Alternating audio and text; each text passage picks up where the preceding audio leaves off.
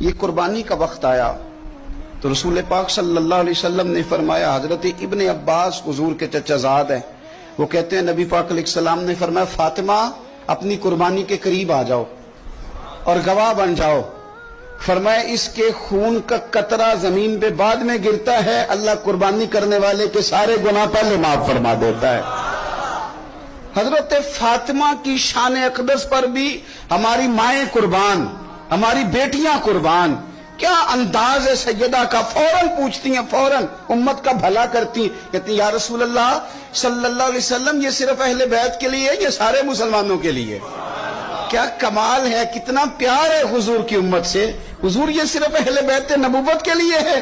نبی پاک نے فرمایا نہیں فاطمہ، یہ ساری امت کے لیے فضیلت ہے کہ قربانی کرنے والے کے جانور کا خون کا قطرہ بعد میں زمین پہ گرتا ہے، اللہ سارے گناہوں کو پہلے